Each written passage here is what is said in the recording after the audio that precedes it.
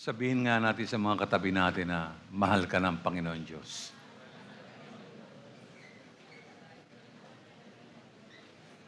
Sa lahat po ng mga panauhin, sa mga kapatid sa paisawan, sa aking mga kamanggagawa, sa mga senior citizens, doon sa mga lingguhang nanonood sa YouTube channel na ito, isang mapayapa at mapagpalayang araw po sa inyong lahat.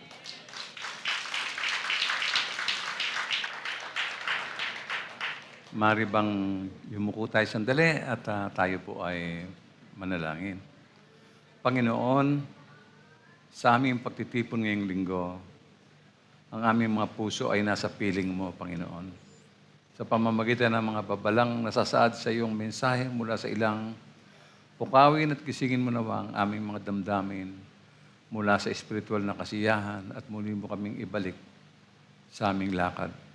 Bigyan mo kami ng kababaang loob na marinig ang iyong pagtutuwid, lakas ng loob na sundin ang iyong tinig, at biyaya na lumakad ng may pagpapakumbaba. Linisin mo ang iyong iglesia, Panginoon. Ihanay ang aming mga hangarin sa iyo at ihanda kami para sa gawaing ginagawa mo sa panahong ito. Patnubayan mo nawa ang iyong lingkod habang naghahayag ng isang makasaysayang karanasan ng iyong bayan. Patuloy mo kaming gawing mapagpakumbaba, nagpapasakop at nagpapailalim sa iyong pangunguna at pamamahala. Maraming salamat. Ito po ang aming panalangin sa pangalan po ni Jesus. Amen.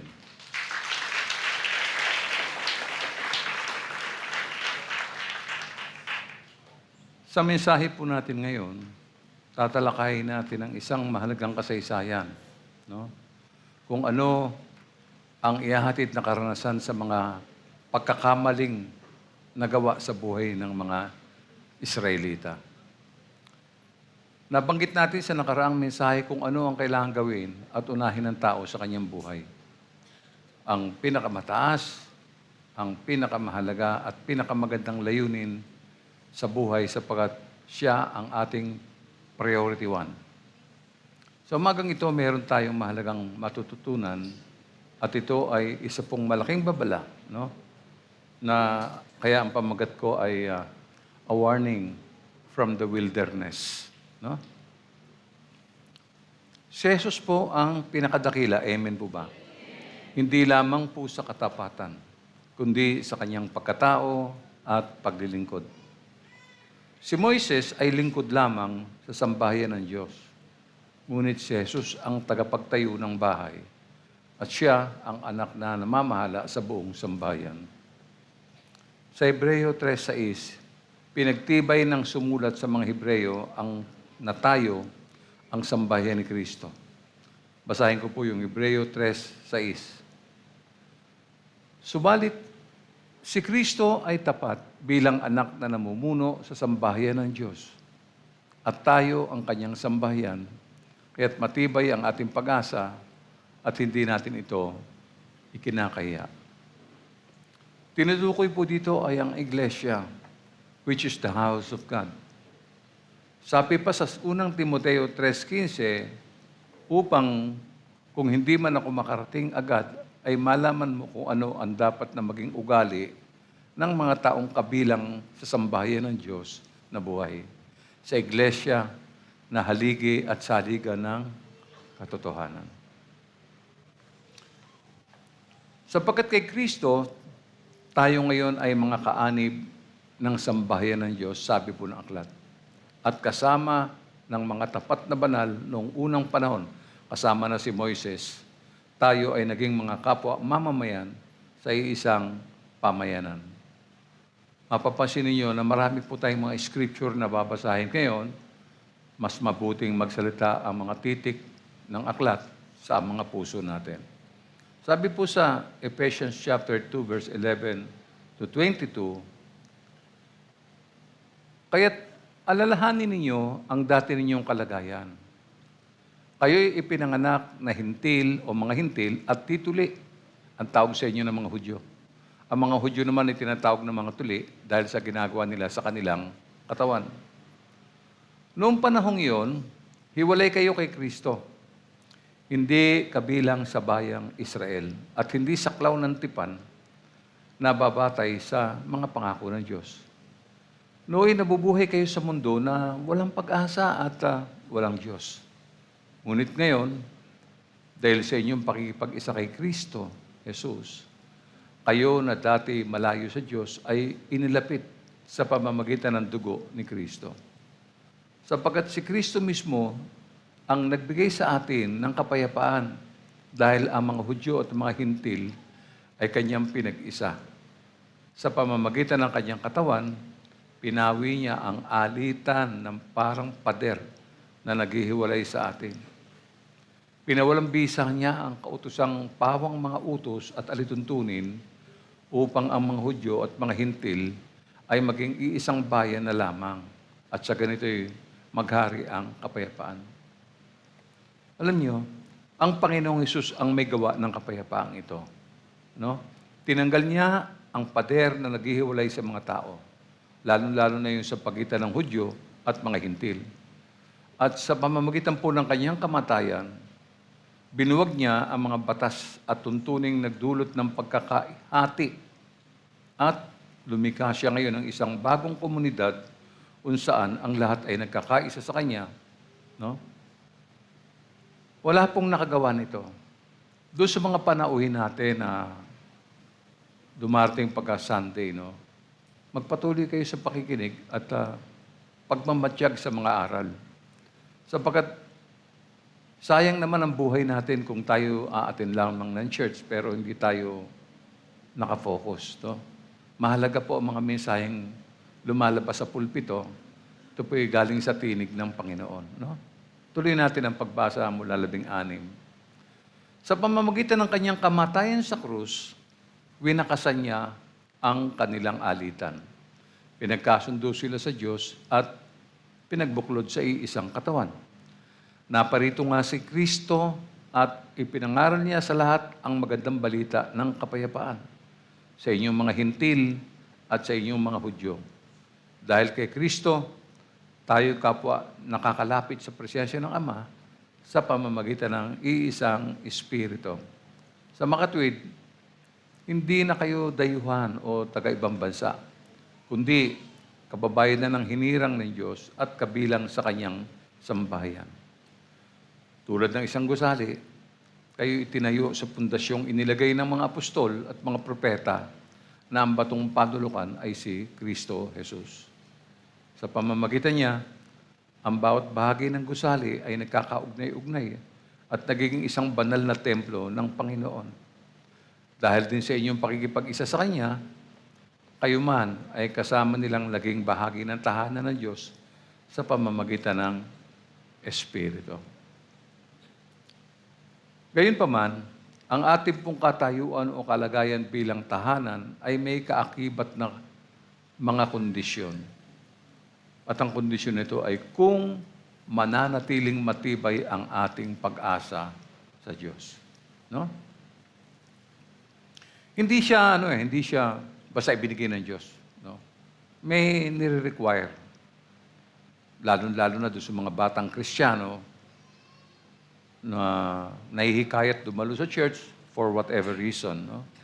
Ang mahalaga, kaya tayo punta sa church, gusto natin pakinggan ano ba ang layunin ng Diyos at ano ang gusto niya para sa atin. No? Kung mananatili tayong matibay sa ating pag-asa, basahin natin ng Hebreo 3:6. Subalit si Kristo ay tapat bilang anak na namumuno sa sambahayan ng Diyos at tayo ang kanyang sambahayan, kaya't matibay ang ating pag-asa at hindi natin ito ikinahihiya. Bawat mananampalataya, bawat nakakilala, kailangan panghawakang mahigpit ang pagtitiwala at ang kagalakan ng pag-asa na itinatag na at walang wakas. So bakit po mahalaga ang pagpapaliwanag sa mga paalala ng liham na ito? Bakit kailangan basahin natin? At bakit kailangan ulitin natin? No? Unang-una, siyempre, no? It is very important to warn against the danger of falling away. And the writer of the Hebrews appeals to all of us. Halimbawa, sa Roma number 1, nakalagay rito, the example of Israel in the wilderness. Ipapakita natin yung, lalo-lalo sa mga bago, doon sa hindi pa nakakapagbasa ng kasaysayan, ano ba nangyari sa kanila, sa mga Israelita, at bakit nagkaganon-ganon ang buhay nila. Letter A, Israel hardened their hearts. No? Ang puso nila ay kanilang pinatigas. Ang katigasan ng puso ang siyang humahadlang sa presensya ng Diyos. Tandaan niyo yun. Maring hindi mo aminin yan, pero sometimes, hindi lamang doubt, kundi minsan, hinahadlangan mo mismo ang salita ng Diyos na makapasok sa puso mo. No? Ang sabi po ni Apostol Pablo sa Efeso 4:18, wala silang pangunawa. Dahil sa kanilang kamangmangan at katigasan ng ulo, wala silang bahagi sa buhay na kaloob ng Diyos. Sino po ito? Ito mga walang pangunawa. Ito mga mangmang. At yung mga matitigas ang ulo. Tandaan po niyo, no? Mangmang, walang pangunawa, matigas ang ulo. No? Wala silang bahagi sa buhay na kaloob ng Diyos. Ang katigasan ng puso ay napakalaking balakid po para maranasan ang presensya ng Diyos. Dahil binabago nitong ang paraan ng ating pagsunod sa kanyang tinig at patnubay. No? Sa mga aklat ng Hebreo, mula po doon sa 7 hanggang 15, itinuturo na ang matigas na puso ang naglalayo sa tao sa buhay na Diyos. O maaaring sabihin natin, ako hindi naman ako tumitigas ang puso ko. Talaga, there are times na hindi natin namamalayan. Yung pagtigas ng puso, ang mga nagpapakita nito ay yung pong rejection. Alam ko na yan. Yan. Mga sanay na ang tenga sa hindi niya namamalayan, nire-reject niya ang salita ng Panginoon. Hindi na po nakakapasok yung salita ng Diyos sa puso. No? Tutunghayan natin at unawaing mabuti ang sinasabi ng Espiritu. Dito po sa Hebreo 3:7 hanggang 19. Kaya tulad ng sinabi ng Espiritu Santo, kapag narinig ninyo ngayon ang tinig ng Diyos, iyang inyong puso'y huwag patigasin. Tulad nung maghimagsik ang inyong mga ninuno doon sa ilang nang subukin nila ako. Ako ay tinuksot doon ay sinubok ng inyong magulang. Bagamat nakita nila ang mga ginawa ko sa loob ng 40 taon. Kaya't napupuot ako sa kanila at sinabi ko, lagi silang lumalayo sa akin, ang mga utos ko'y ayaw nilang sundin. Kaya't sa galit ko, ako ay sumumpang hindi mararating ang lupang pangakong aking inilaan. Yung Diyos sumumpa No? At mamaya matutuklasan nyo ano yung sumpa na to at ano ang nangyari sa sumpa na ito. No? Sinasabi po ng Espiritu ng Diyos dito na kung marinig mo ang tinig ng Diyos ngayon, huwag mong patigasin yung puso mo. No? Mag-flow ka lang. Noong panahon ni Moises, nagreklamo at nagduda ang Israel kahit na nakita nila ang napakaraming himala. No? Dahil sa kanilang patuloy na pagsuway, sinabi ng Diyos na hindi sila, ito ang sinabi, hindi sila makakapasok sa kanyang kapahingahan. Ang hirap nun, ha? Tinutukoy ay ang lupang pangako. So ano ang aral? Ang pusong matigas at ayaw sumunod ay humahadlang sa pagpapala ng Diyos. Ang kapahingahan ng Diyos ay hindi isang lugar. Ito ay kalagayan ng pusong nagtitiwala, sumusunod at nagpapahinga sa kanyang kabutihan. Kaya ang sabi po sa verse 12, no, hanggang 14, mga kapatid, ingatan ninyong huwag maging masama ang sino man sa inyo at mawalan ng pananampalataya hanggang sa kanyang talikuran ang Diyos na buhay. Sa halip, magtulungan kayo araw-araw habang ang panahon ay matatawag pang ngayon upang walang sino mang madaya sa inyo at maging alipin ng kasalanan. Sapagkat tayong lahat ay kasama ni Kristo sa gawain kung mananatiling matatag hanggang sa wakas ang ating pananalig na ating ipinakita noong tayo'y unang sumampalataya. Ano sabi? Ingatan natin ang ating puso. Baka unti-unti tayong malayo sa Panginoon. Dahil po sa doubt, dahil sa hindi pakikinig, o kaya ay kasalanan. No? Kaya, alam niyo yung church na ito, kung bakit pinipun tayo ng Diyos dito ay para tayong, alam ba, nililinis, no? No? Inaalis yung mga dumi, yung mga ribaba ng masasama sa buhay natin. Kaya, sabi ng aklat, kailangan nating mag-encourage ng isa't isa araw-araw para hindi tayo malinlang ng kasalanan. Yung paalala, no? No? At kung mananatili tayong hindi tapat hanggang dulo, pinapakita nito na tunay tayong, no? Kung mananatili tayong tapat hanggang dulo, pinapakita lamang na tunay na tayong nakakilala kay Kristo. No? Sabi po sa verse 15, tuloy natin ang basa, no? Ito nga ang sinasabi ng kasulatan, daling po sa aklat ito.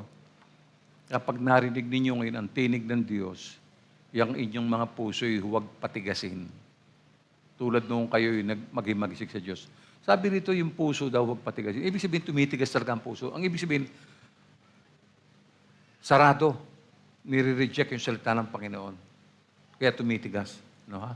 So, sabi pa, sino ang naghimagsik laban sa Diyos kahit na narinig nila ang kanyang tinig? Hindi ba't ang lahat ng inilabas ni Moises sa Ehipto? At kanino nagalit ang Diyos sa loob ng 40 taon? Hindi ba't sa mga nagkasala at namatay sa ilang? At sino ang tinutukoy niya ng kanyang sabihin, hindi sila makakapagpahinga sa piling ko? Hindi ba't ang mga taong ayaw sumunod? So, maliwanag kung gayon, kaya't hindi sila nakapasok sa lupang pangako dahil sa kawalan po ng pananampalataya sa Diyos. May magsasabi sa atin yan na kaya ako, iniingatan ko yung pananampalataya ko eh. Pero kumisan hindi natin namamalayan, dumudulas. Nag-slip away yung ating faith. No? Ang ganda ng awit kanina. I will carry you. Hindi natin namamalayan sa maraming pagkakataon ang pinapasan tayo ng Diyos sa ating mga problema. No? Pero kuminsan, ang dali natin makalimot. Parang ang saya-saya natin, kumilos ang Diyos ngayon, pero sa ilang saglit lamang, nawala na kagad. Agad na lumipas. Dito po, hindi naman sinabi ng Diyos na galit siya. No? Kundi dahil ayaw niyang mapahamak ang tao, kaya may mga babala. No? Kaya nasa church. Kaya may message. Kaya may namumuno. Kasi ito yung ginagamit ng Diyos para mapaalalahanan yung mga ligtas na. No? Katulad natin, kapag matigas ang ulo, hindi lamang nire-reject natin, ayaw natin makinig. Kuminsan hindi na tayo nakakarinig. No? Kapag hindi na tayo nakakarinig, hindi na tayo makakasunod. At kapag hindi tayo sumusunod, unti-unti na tayong lumalayo sa Panginoon. Yun ang panganib. Yun ang nakakatakot. Alam mo, ang lakas mandaya ng kasalanan eh. Yung bang akala mo okay ka pa sa Panginoon. Yes, akala mo okay ka pa. Masigla ka. Di ba? Pero sa loob po nun, madilim na. No? Hindi natin namamalayan. Yung pagdalo ng church, para lang sa'yo, para lang, sige, kasi kailangan eh. Kasi hinahanap ako ni pastor eh. No? Hindi po. Personal ninyong buhay yan. Ako, nagpapaalala lang ako eh. Wala naman, kung pupunta kayo sa impyerno, wala ako magagawa eh. Naintindihan nyo? Ako eh, tagapagpaalala lamang eh. Sabihin ko, hindi ka na dumadalo. Ikaw, wala ka na linggo. Ikaw, ano. Di ba? Yun lang naman ang papel ko ron eh. Pero ang talagang magpapasya niyan, yung Diyos. No? Hindi natin namamalayan yun. Unti-unti tayo nag-slide. No? Kaya may mga paalalang ganito. No? Noon, binalaan po ng banal na espiritu ang Israel na huwag maging katulad ng kanilang mga ama sa ilang. Yung kanilang mga ninuno. Ni-remind sila maraming beses eh. Isang babala na nakita ng manunulat ng Hebreyo na kinakailangan sa kanyang panahon. Sa ilang, ano nangyari? pinatigas nila ang kanilang mga puso sa paghihimagsik laban sa Diyos. Mamaya maririnig niyo yung mga reklamo nila. Sinubok nila ang Diyos dahil sa kawalan nila ng pananampalataya. Biro mo ha, sa kabila nung pinakain sila, binuhay sila, nakalimutan nila na yung Diyos na nagbigay buhay sa kanila at reklamo ang ibinibigay nila. So, ang pagiging matigas ng ulo ay hindi isang katangian ng personalidad, kapatid. Ang ibig lang sabihin nito ay pagmamataas. Pagka nire-reject mo yung salita ng Panginoon, mayabang ka na. Parang, alam mo na yan. No? Alam mo na yan. No?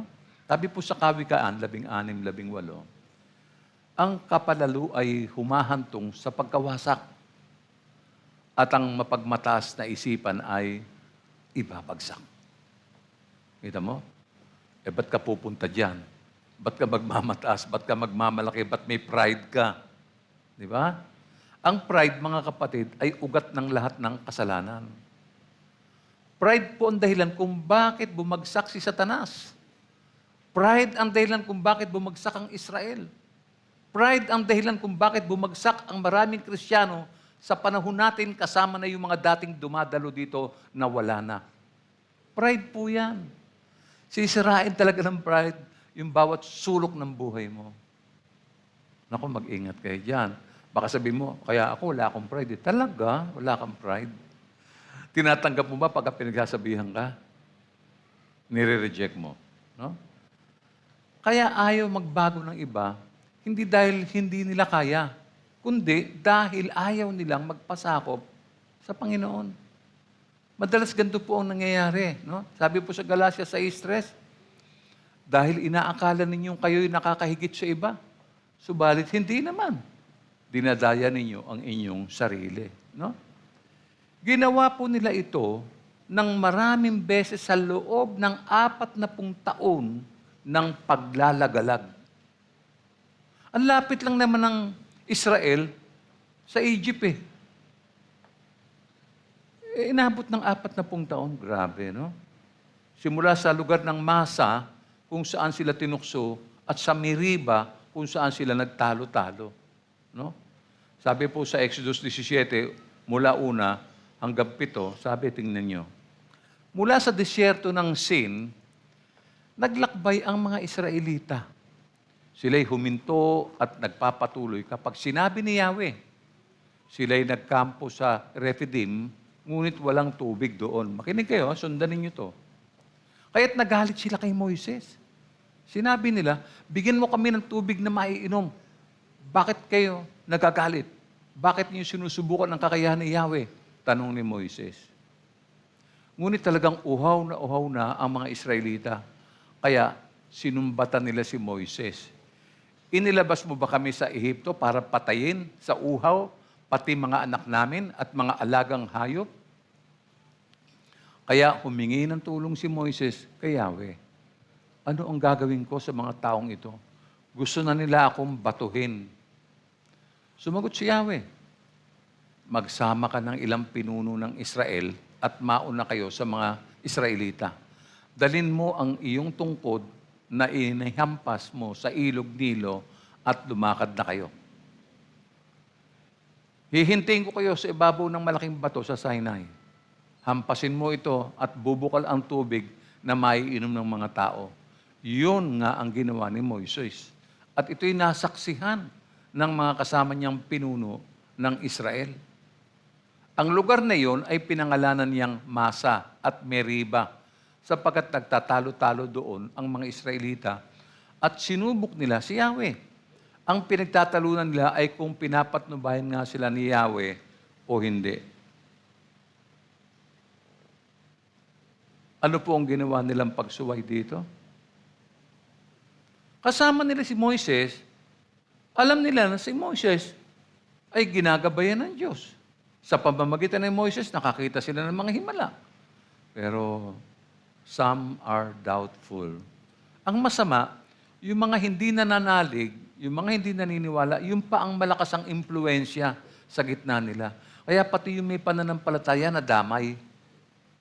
Sarap ng buhay natin doon sa Egypt eh. Tapos pupunta tayo rito para magutom, para mauhaw. Paano yung mga hayop ko? Tamo, namatay na yung dalawa. Tamo yung mga anak ko, nangangalumata. Hindi nila alam, kasama nila ang Diyos. No? Sabi po sa Aklat ng Mga Bilang, 27, 14, sumuway ka rin sa akin sa ilang ng sin na maging magsiksakin ang buong sambayan doon sa Meriba. Ha? Hindi mo ipinakita sa mga Israelita doon sa may bukal na ako ay banal. Ito ang bukal na sa Meriba, sa Kades, na nasa ilang ng sin. Kausap niya rito si Moises, no? At sabi po sa Bilang 20 mula 1 hanggang 13, no? Sabing ganon,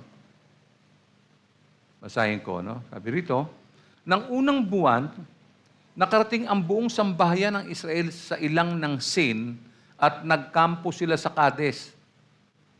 Doon namatay at inilibing si Miriam. Si Miriam po yung kapatid ni Moises. Mas matanda sa kanya ito. Wala silang makuhang tubig doon. Kaya nagpulong sila laban kay Moises at Aaron. Sinabi nila, mabuti pa'y namatay na kami sa harap ng tolda ni Yahweh kasama ng iba naming mga kapatid. Bakit pa ninyo kami dinala rito? Upang patayin ba kasama ng aming mga alagang hayop? Bakit ninyo kami inilabas sa Ehipto at dinala sa disyerto? Disyertong ito na walang kahit isang butil na pagkain, igos, ubas, o bunga ng punong granada. Wala man lang tubig na maiinom. Yung pong punong granada ay Tagalog term po sa pomegranate tree. No? It is a small fruit-bearing tree or shrub na tinatawag na Punica granatum. Kasi hindi nyo alam yung puno ng granada, no? Na nagbubunga ng bilog at pulang prutas na makatas at nakakain pati ang mga buto. Ganito pong itsura ng granada. Yan, no? Para hindi tayo, pag tinanong mo, baka sabihin mo, kulay dilaw yan, o di kaya parang talong. Yan po yun. No, ha? Tuloy natin basa sa verse 6. Nagpunta sina Moises at Aaron sa may pintuan ng toldang tipanan at nagpatira pa roon. Nagningning sa kanila ang kaluwalhatian ni Yahweh. Kita nyo? Sinabi ni Yahweh kay Moises, dalin mo ang tungkod na nasa harap ng kaban, ng tipan, at isama ninyo si Aaron, ang buong bayan sa harap ng malaking bato. Pagdating doon, magsalita ka sa bato at lalabas ang tubig para sa taong bayan at sa kanilang mga alagang hayop. Kinuha nga ni Moises ang tungkod mula sa kaban ng tipan. Tinipon ni na Moises at Aaron sa harap ng malaking bato ang buong bayan. Sinabi niya, makinig kayo, mga mapanghimagsik. Gusto ba ninyong magpabukal pa kami ng tubig mula sa batong ito? Pagkasabi noon, 2 ulit na pinalo ni Moises ang bato sa pamamagitan ng tungkod.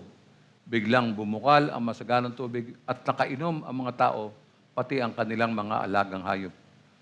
Ngunit, pinagsabihan ni Yahweh sina Moises at Aaron, sabi niya, dahil kulang ang inyong pananalig sa akin na maipapakita ko sa inyong sa mga Israelita na ako'y banal, hindi kayo ang magdadala sa bayang ito sa lupaing ibibigay ko sa kanila. Nakita niyo na po ang itsura nito, hindi niyo na malayan, ano? Ang ganda-ganda, sigla-sigla ni Moises biglang sa puntong ito. Sabi, hindi kayo ang magdadala sa bayang ito sa lupaing ibibigay ko sa kanila. Nangyari ito sa bukal ng Meriba kung saan nagreklamo ang Israel laban kay Yahweh at ipinakita niya na siya ay banal. Itong kasaysayang ito ay tunay na nangyari. No? At mamaya makikita nyo siguro yung disappointment ni Moises, no? Saka yung kanyang mga kabigatan ng loob, no? No? So ano nangyari? Dahil sa pagre-rebelde nila sa Diyos, ano nangyari? Letter B. Therefore, they did not enter God's rest. Nagalit ang Diyos. Nagalit ang Diyos sa henerasyong iyon sa ilang dahil sa kanilang patuloy na paghihimagsik. Alam niyo, sa buhay na ito, marami po tayong problema. Maraming kulang. Huwag kayong reklamo ng reklamo kagaya ng ginagawa nila. Mag-ingat kayo sa pagbibitaw ng salita niyo. May nagsasabi pa dyan, kung kailan ako naging Kristiyano, saka ako naghirap. Talaga? Huwag kayong magre-reklamo. Talagang mahirap ang buhay. Hindi po madali. No? Kaya, dahil sa kanilang katigasan ng ulo, dahil sa kanilang reklamo, sumumpa ang Diyos na hindi sila papasok sa kanyang kapahingahan. Basahin natin ang bilang 14, 22 hanggang 24. Isa man sa mga nakakita ng himalang ginawa ko ay hindi makakapasok sa lupaing ipinangako ko sa inyong mga ninuno. Paulit-ulit nila akong sinusubok at hindi nila ako sinusunod. Kita nyo na? No? Ngunit, si Caleb na aking lingkod ay naiiba sa kanila. Sumunod siya sa akin ng buong katapatan. Kaya makakapasok siya sa lupaing iyon, pati ang kanyang angkan. Nilinaw na po ng Diyos kung sino ang pwedeng pumasok. No? Si Caleb na kanyang lingkod. At sa bilang 14, 26 hanggang 35, sinabi ni Yahweh kay Moises at Aaron, hanggang ngayon patuloy pa rin ang mga Israelita sa pagrereklamo laban sa akin, kailan pa ba sila tatahimik? Sabihin niyo sa kanila na ito ang pinapasabi ko. Habang buhay akong si Yahweh, gagawin ko sa inyo ang narinig kong gusto ninyong mangyari. Mamamatay kayo dito sa ilang, sa mga kabilang sa census, sa makatuwid ay yung mula sa 20 taon pataas. Listen, mula 20 taon pataas. Isa man ay walang makakarating sa lupang ipinangako ko, maliban kay Caleb na anak ni Jephunneh at Josue na anak ni Nun. Nilinaw na po ng Diyos sino lang yung makakapasok. No? Sa atin, nilinaw na rin ng Diyos sino makakapasok sa langit eh. Di ba? Sino? Yung pong mga tumanggap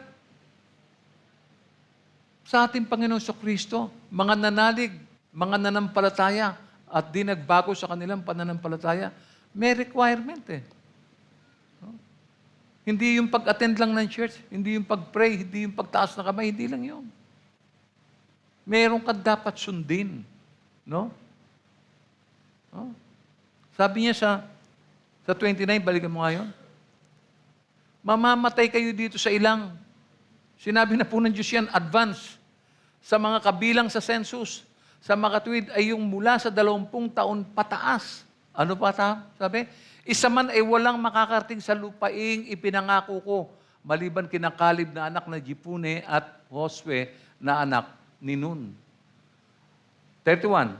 Ang makakarating lamang doon ay ang inyong mga anak na sinasabi ninyong mabibihag ng kaaway, sila ang maninirahan doon. Ngunit, mamamatay kayo dito sa ilang. Buhay pa sila, narinig na nila ang tinig ng Diyos. Ang mga anak ninyo'y magpapalaboy-laboy rito sa loob ng 40 taon hanggang hindi kayo namamatay lahat. Ito ang kababayan ng inyong hindi pagsampalataya. Nasa labas lang sila ng lupang pangako, doon sila magpapaikot-ikot lang. Isa-isa silang uubusin. Wala akong makakapasok doon sa pangako ng Diyos. Merong buhay na walang hanggang ipinangako sa mga bagong Kristiyano, ng bagong tipan, dapat naaalala natin yon. Hindi dapat masayang yon. Sinabi na po ng Panginoon yun eh. Kaya pag hindi ka nakasampa, may problema ka talaga, kapatid. Ibig sabihin, hindi ka natututo sa karanasan ng kasaysayan. Hindi ka nagbabasa, hindi mo alam ang sinasabi ng Diyos, hindi mo narinig ang tinig ng Diyos.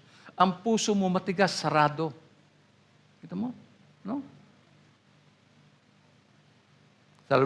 Sabi po sa 34, ang 40 araw na pinagmanman ninyo sa lupaing iyon ay tutumbasan ko ng 40 taon ng pagpapahirap upang madama ninyo ang aking puot sa loob ng panahong iyon.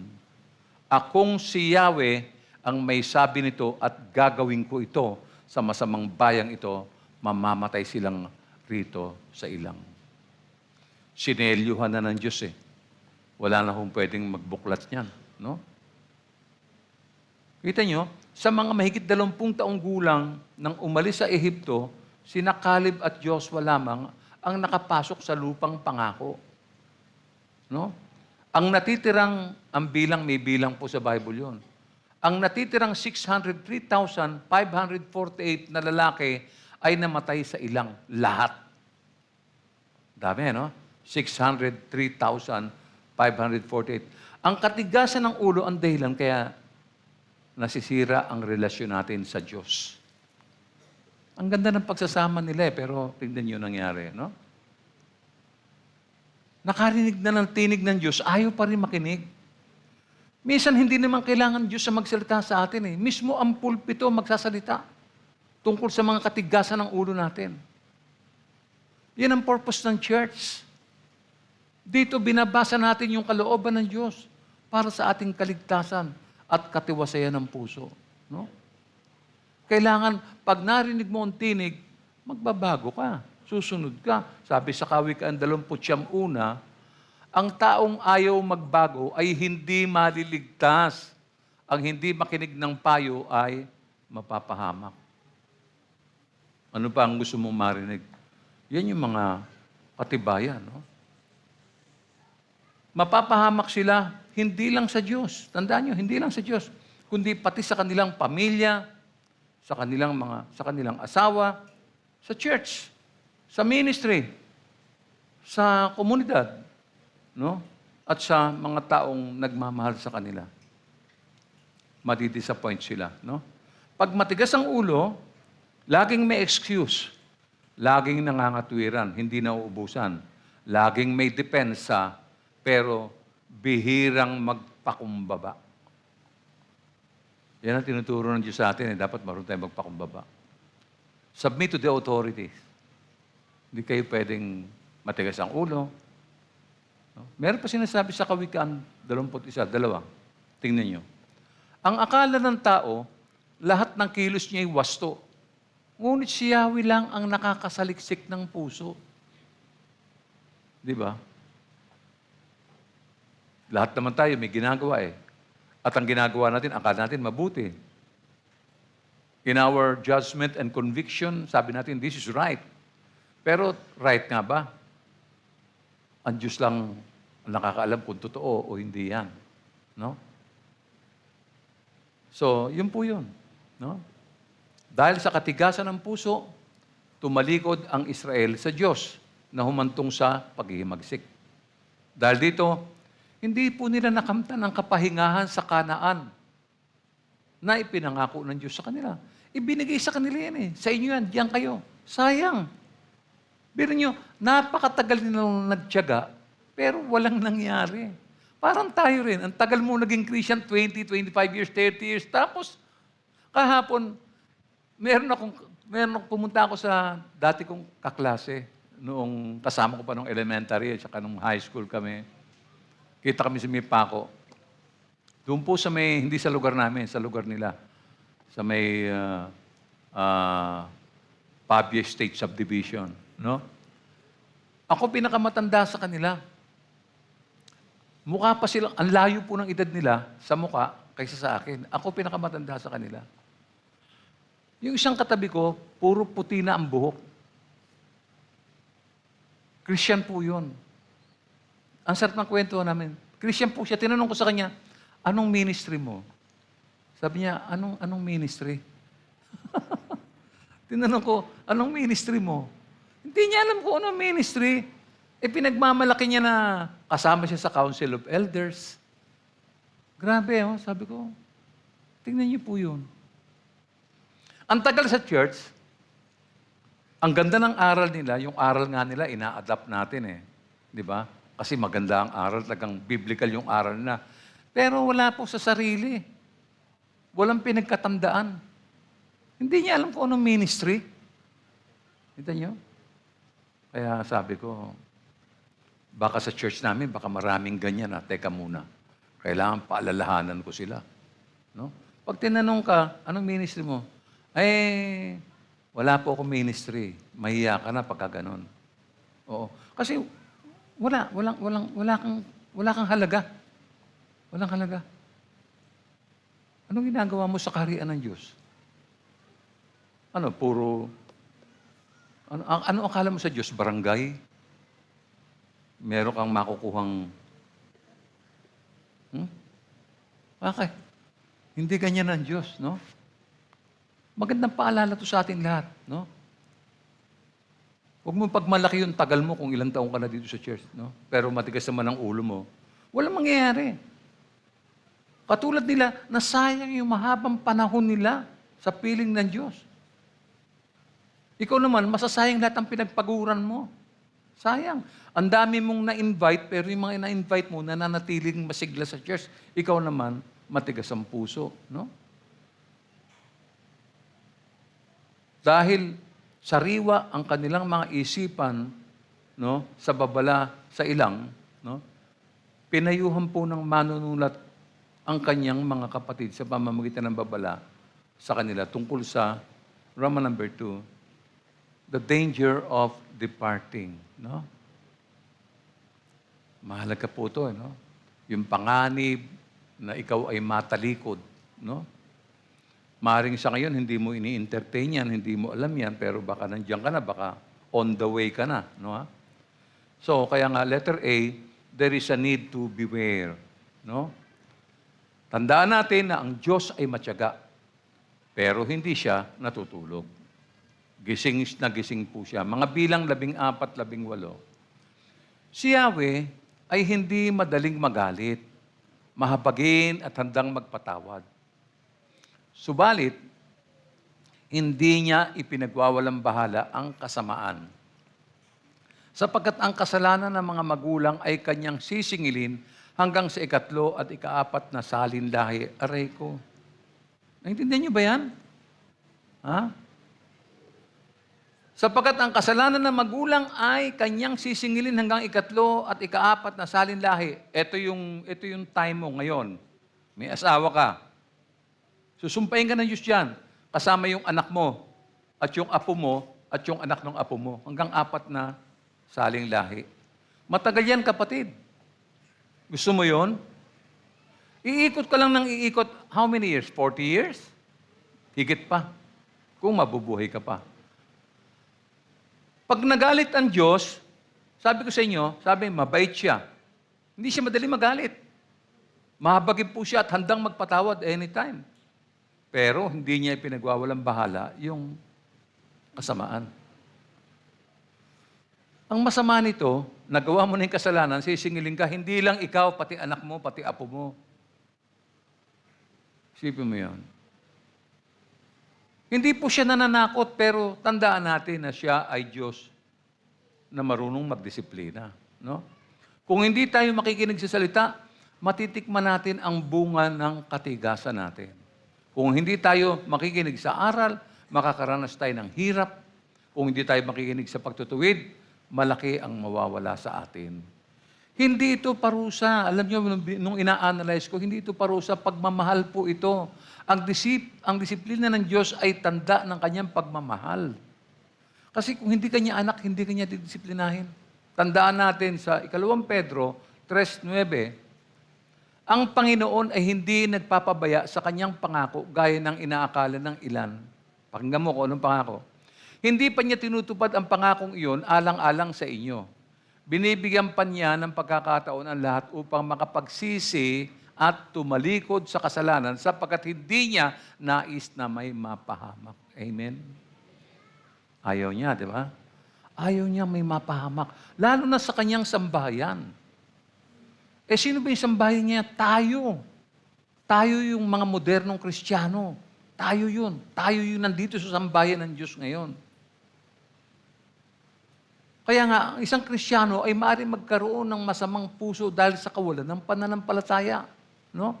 Tandaan natin na ang tumanggap ng sulat na ito ay mga banal na kapatid. Sila ang tumanggap ng liham na ito, no? At mga kabahagi ng makalangit na pagkakatawag.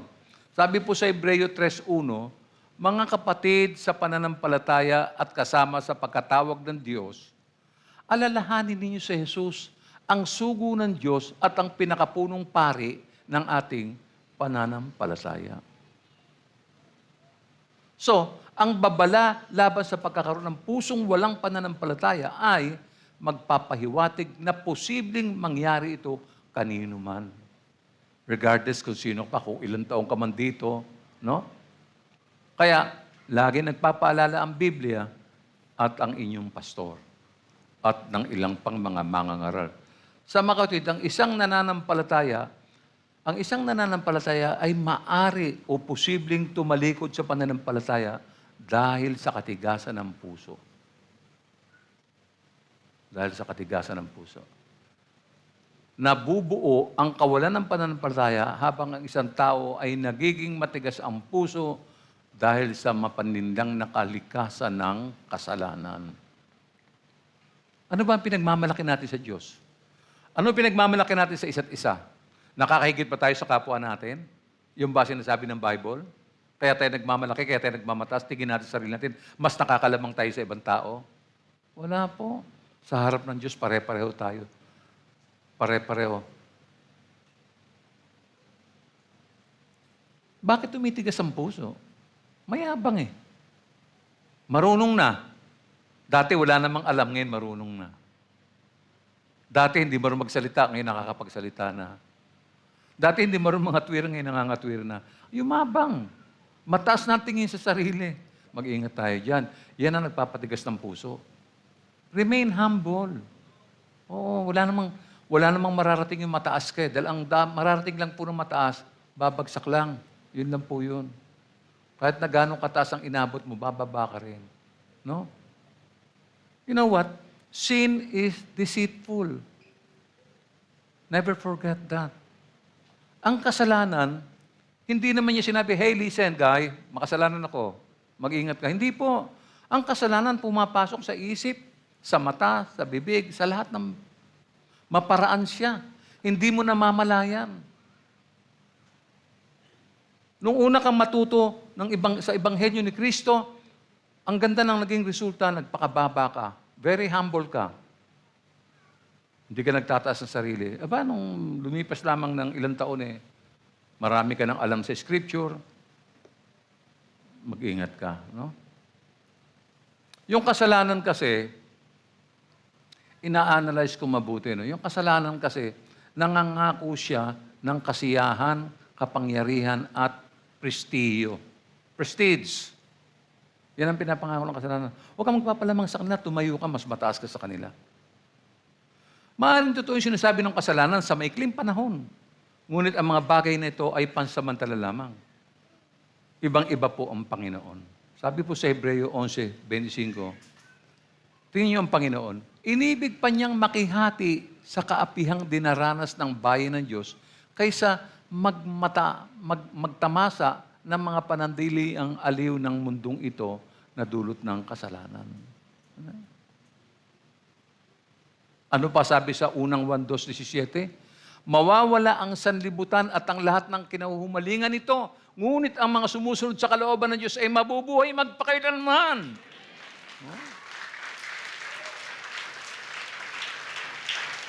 Amen po ba? Amen. Ang linaw niyan. Yung sanlibutan, mawawala talaga siya.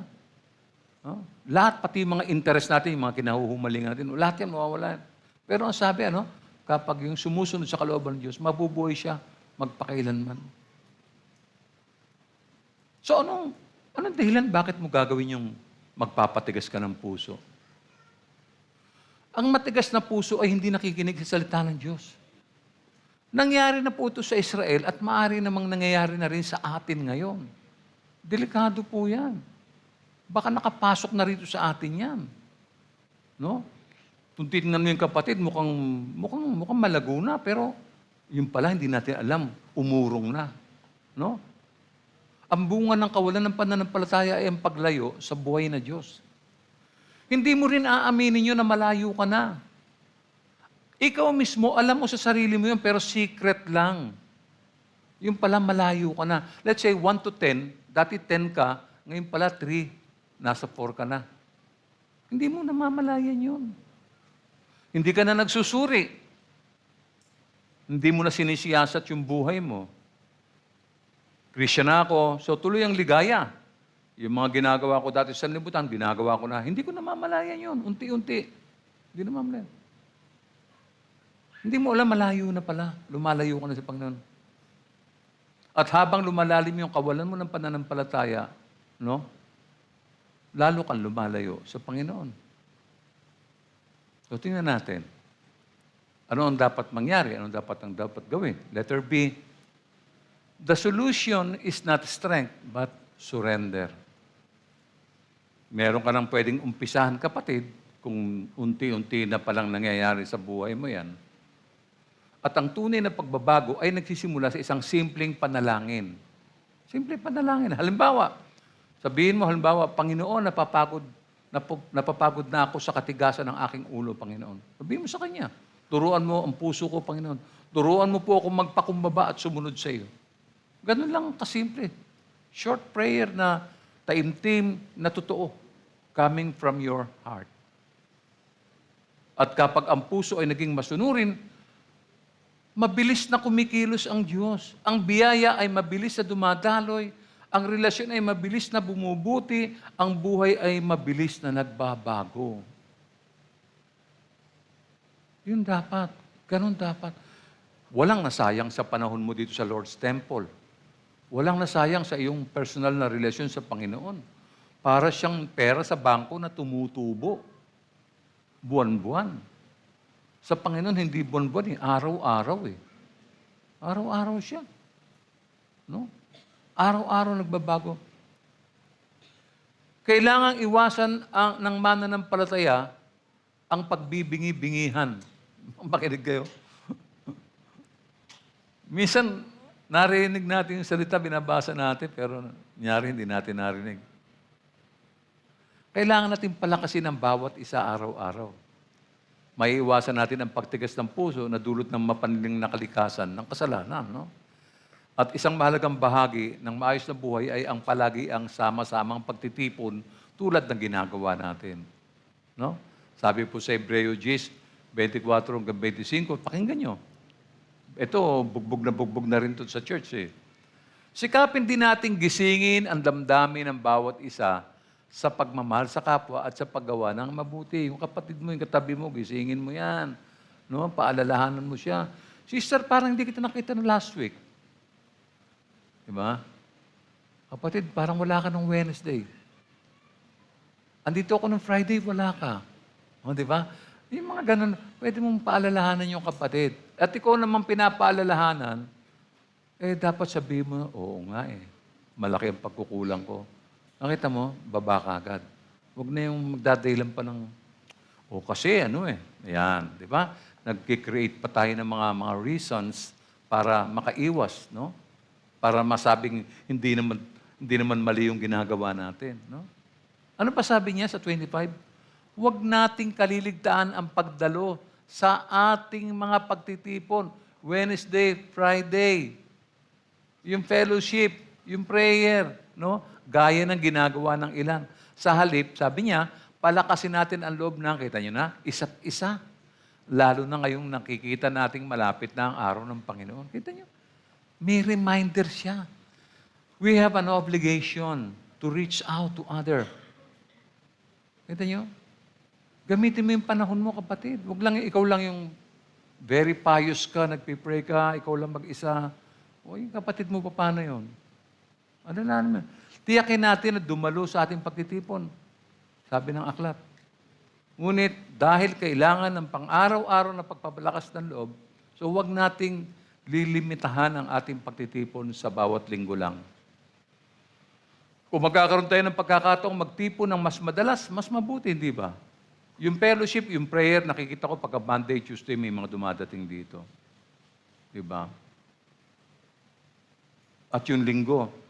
Kapatid, buong linggo, binigay ng Diyos sa'yo, yung namang linggo, Kanya. Huwag na nating isiping magmadali pagkatapos nito. Yung iba, wala na, ayaw na mag-fellowship. Hindi ganun. Hindi ganun. Huwag niyong kupitin yung panahong ibinigay ng Diyos sa inyo. Itong araw na to, sa Diyos ito eh. Igalang mo yung araw na yan. Yung mga Israelita sa Israel, hindi sila maalis kagabi pa, 12:00 ng gabi, 1:00, dumating na sila ro sa tipanan nila, sa templo. Ngayon, nagse-celebrate sila hanggang mamaya po yun. Doon sila kakain. Yung gagawin nating lunch natin, hanggang gabi sila. Sayawan sila, kantahan sila roon. Ba't ka nagmamadaling umuwi? May kausap ka ba? Ano yan? Pagkakaperahan? Ano yan? Relasyon? Yan ang sinasabi ng aklat sa Hebreo. Oh. Kaya kung may pagkakataong magtipon ng madalas, mas mabuti po yun. Ano pa po? Letter C. Our participation in Christ is conditional. Remember, no? Once again, we see the conditional nature of our participation with Christ. We are the temple of Christ. Kung tayo ay mananatiling matatag, taglay ang pagtitiwala at kagalakan ng pag-asa hanggang wakas. No? Sabi sa Hebreo 3:6, subalit si Kristo ay tapat bilang anak na namumuno sa sambahayan ng Diyos at tayo ang kanyang sambahayan kaya't matibay ang ating pag-asa at hindi natin ito ikinahihiya. Purihin natin ang Panginoon.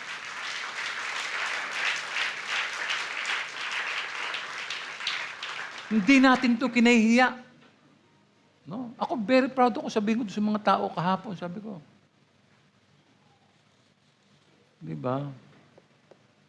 Sayang isang Christian kahapon, wala siyang patotoo.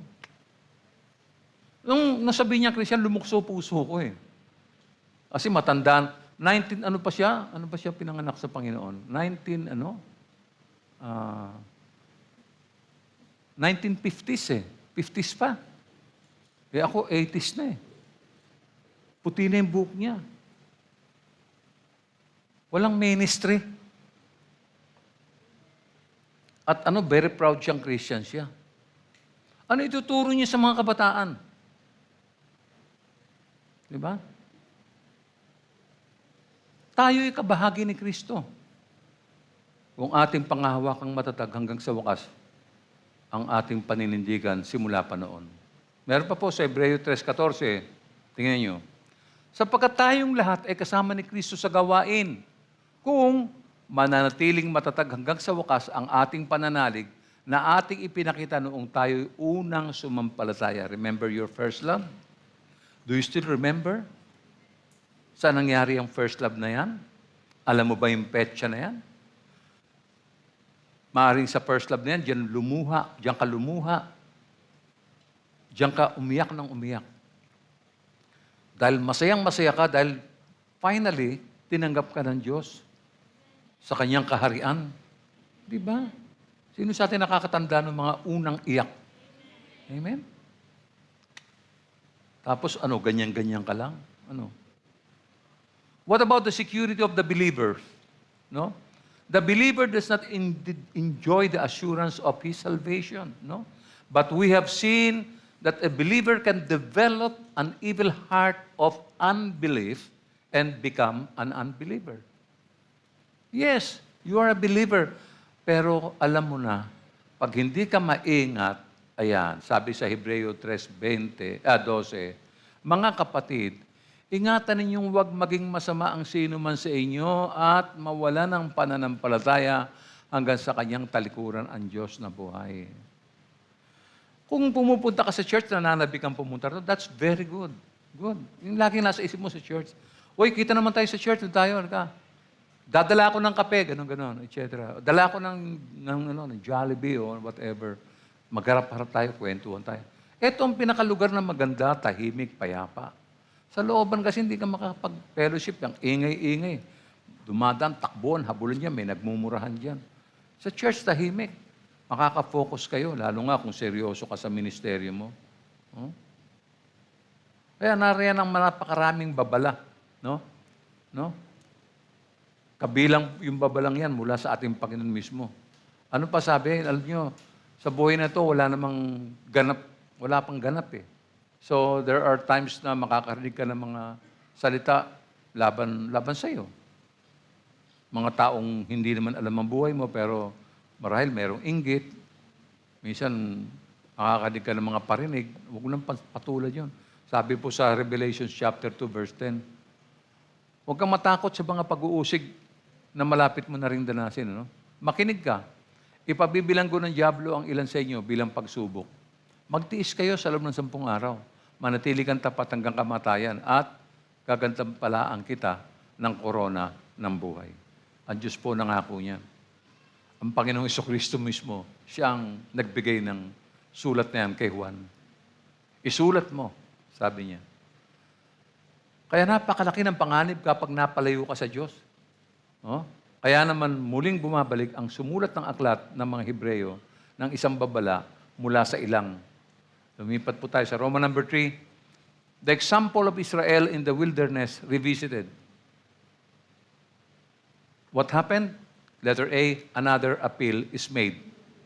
And I'm quoting again from Psalms 95, 7 to 8. Anong nilalaman nun? Siya ang ating Diyos at tayo ang bayan sa kanyang pastulan. Mga tupang kanyang inaalagaan at ngayon kanyang salita'y ating pakinggan. Iyang inyong puso'y huwag patigasin, tulad ng ginawa ng inyong magulang nang nasa Meriba sa ilang ng masa. No? The Hebrew writer applies the quotation to Christians. And we need to hear this. We need to hear His voice. Remember, sabi po sa Hebreo 1 and 2, ano sabi? Noong una, nangusap ang Diyos sa ating mga ninuno sa iba't ibang panahon at sa iba't ibang paraan sa pamamagitan ng mga propeta. That was noon. Ngunit itong mga huling araw, siya ay nagsalita sa atin sa pamamagitan ng kanyang anak. Sa pamamagitan ng anak ay nilikha ng Diyos ang sanlibutan at siya ang piniling tagapagmana ng lahat ng bagay. No? Meron pa po sa Hebreo 2, 1 to 4. Basahin din natin. Kaya nga, dapat nating panghawakang mabuti ang mga katotohanang narinig natin upang hindi tayo maligaw. Ang mensahe ipinahayag ng mga anghel ay napatunayang totoo. At sino mang lumabag o hindi, sumunod dito ay tumanggap ng kaukulang parusa. Gayon din naman, paano tayo makakaiwas sa parusa kung hindi natin pahalagahan ang napakadakilang kaligtasang ito? Ang Panginoon ang unang nagpahayag ng kaligtasang ito at ang mga nakarinig sa Kanya ang nagpatunay sa atin na ito'y totoo.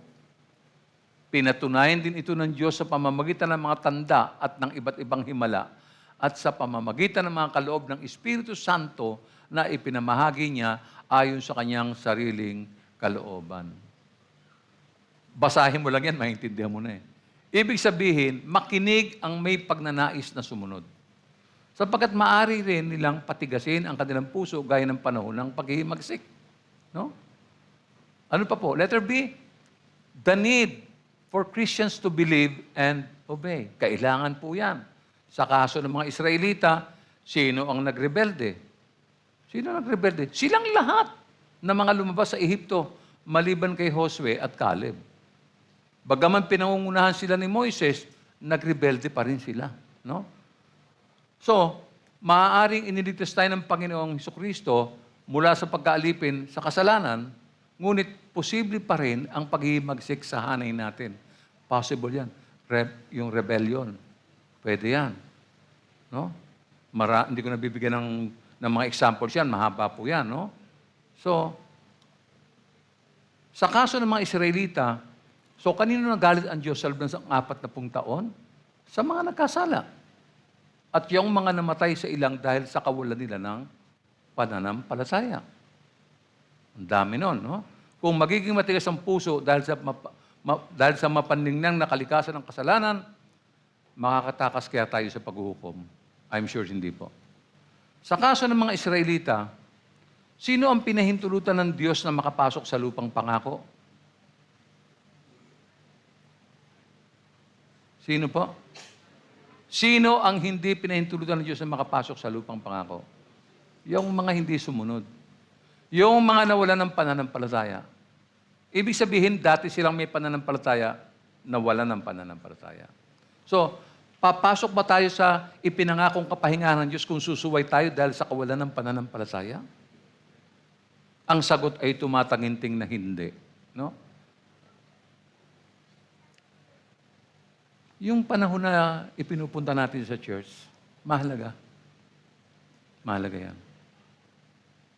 Maaari yung iba sa inyo, hindi pa dumadating diyan sa punto ng yung maturity, no? Maaari ang iba sa inyo ay nangangabay pa hindi pa nakakarating doon. Yung iba nangungunyapit pa. Pero doon sa mga matatagal na, alam na nila itong sinasabi ko.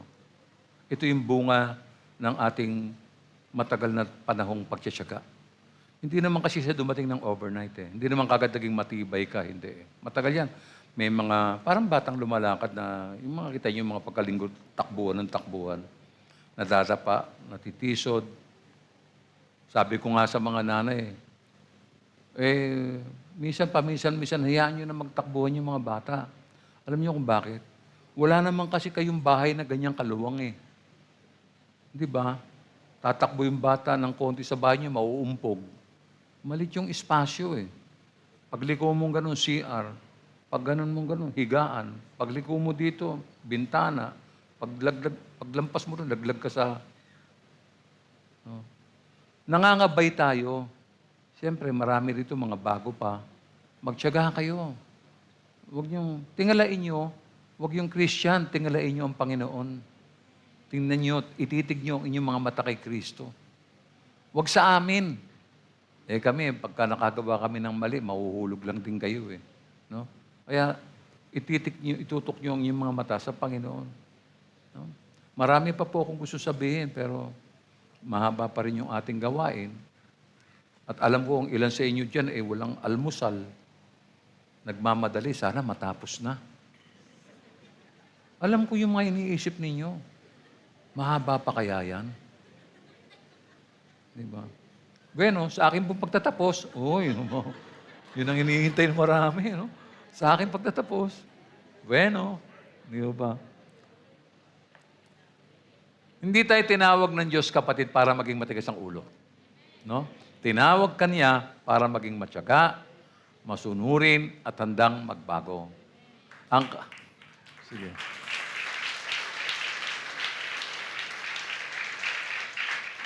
Ang katigasan ng ulo ay nagdadala ng bigat, pero ang pagsuko ay nagdadala ng kapayapaan. No? Kung handa ka magpakumbaba, handa ang Diyos na ibalik, ayusin, at pagpalain ang buhay mo. Ang tawag diyan ay restoration. No? Nang isalaysay ni Apostol Pablo ang ilan sa mga karanasan ng Israel sa ilang, ganito po ang isinulat niya sa 1 Corinthians 10:11. Ano sabi? Nangyari yun sa kanila bilang babala sa iba. At isinulat upang tayo namang nabubuhay ngayong mga huling araw ay maturuan. So para sa atin, may mga paalala kaya, meron tayong mga mabalang matatagpuan sa ating teksto. Sapagkat ang mapandingdang nakatangian ng kasalanan ay nananatiling matindi sa kasalukuyan. Sapagkat ang pagtigas ng puso ay nananatiling mapanganib sa kasalukuyan. Sapagkat ang paglayo sa Diyos ay posibleng mangyari sa kasalukuyan. Kaya naman, maaaring hindi natin makamtan ang pinangakong kapahingahan ng Diyos. Ito ay isang katotohanan gaya rin ng naging karanasan ng mga Israelita sa ilang. Kaya naman, kailangan natin palakasin ang loob ng isa't isa araw-araw. Palakasin ang loob ng isa't isa. Hebreo 3:19. Maliwanag kung ganon, kaya't hindi sila nakapasok sa lupang pangako dahil sa kawalan ng pananampalataya sa Diyos. Kaya paalalahanan natin ang bawat isa. Hikayatin ang isa't isa na manatiling matatag sa pagsunod. Hebreo 3:18. At sino ang tinutukoy niya ng kanyang sabihin, hindi sila makakapagpahinga sa piling ko. Hindi ba't ang mga taong ayaw sumunod? No? Napapayuhan mo ba at napapalakas ang loob ng iyong kapatid? Kailangan paalalahanan mo yung katabi mo, yung nasa likod mo, nasa harapan mo, no? Kung nakikita mong medyo lumalayo na at yan yung mga hindi na nagpe-fellowship, kailangan paalalahanan sila. Paalala ko uli, yung mga hindi nagpe-fellowship, mag-fellowship kayo. No? Kasi yan ang magiging dahilan para mapalayo kayo. No? Sa huli, napapansin mo ba kung paano ang pananampalataya at pagsunod ay ginamit? Sa katunayan, si Apostol Pablo mismo ay sumulat tungkol sa pagtalima sa pananampalataya. Basahin natin ang Roma 1:5. Sa pamamagitan niya, tinanggap namin sa Diyos ang kaloob na maging apostol alang-alang kay Kristo upang ang mga hintil ay akayin sa pananampalataya at pagsunod sa Kanya. Isunod natin yung Roma 16:26. Subalit sa utos ng walang hanggang Diyos ay nahayag ngayon sa lahat ng bansa sa pamamagitan ng mga isinulat ng mga propeta upang ang lahat ay sumampalataya at sumunod sa Kanya. Patay ang pananampalatayang walang pagsunod at walang gawa. Santiago 2:17, gayon din naman, patay ang pananampalataya na walang kalakip na gawa. Sa 26, ano sabi? Patay ang katawang walang espiritu, gayon din naman, patay ang pananampalatayang walang kasamang gawa. Mga kapatid, ang mga tunay na sumasampalataya ay tumatalima. Kaya naman si Jesus ang maaaring ilarawan natin, ang pinagbulan ng walang hanggang kaligtasan para sa lahat ng sumusunod sa Kanya. Hebrews 5:9, at nang siya'y maging ganap, siya'y naging walang hanggang tagapagligtas ng lahat ng mga sumusunod sa Kanyang kalooban. No? Sinusunod mo ba si Jesus sa pamamagitan ng pagsunod sa Kanyang ebanghelyo? Kung hindi pa, may pagkakataon ka pa. Ha? Romans 10:16, ngunit hindi lahat ay tumanggap sa magandang balita gaya ng sinunod ni Isaias. Panginoon, sino ang naniniwala sa aming mensahe? Meron pa po. 2 Thessalonians 1:7-8. Kayo namang mga nagtitiis, makinig, ay aaliwin niya kasama namin sa pagbabalik ng Panginoong Hesus mula sa langit kasama ang kanyang mga makapangyarihang anghel. Darating siya sa gitna ng naglalagablab na apoy at paparusahan ang lahat ng hindi kumilala sa Diyos at hindi sumunod sa magandang balita ng ating Panginoong Hesus. Babala po yan. 1 Peter 4:17, dumating na ang panahon ng paghukom at ito'y magsisimula sa mga bayan ng Diyos. At kung sa atin ito magsisimula, ano kaya magiging wakas ng mga hindi sumusunod sa magandang balita ng Diyos? Ang lahat ng may pandinig ay makinig sa sinasabi ng Espiritu. Purihin natin ang Panginoon.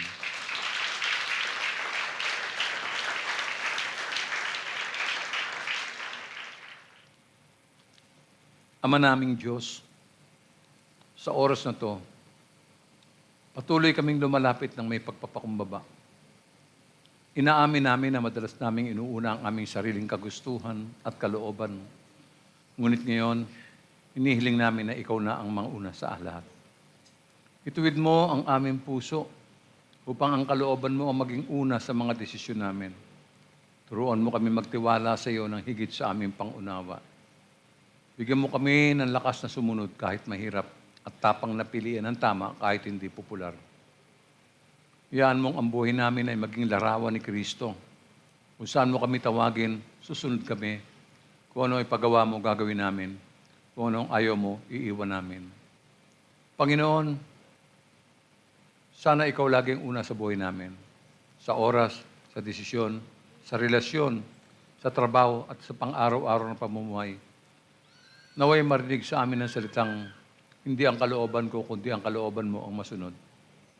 Ito po ang aming panalangin sa pangalan po ni Kristo Jesus na aming Panginoon. Amen.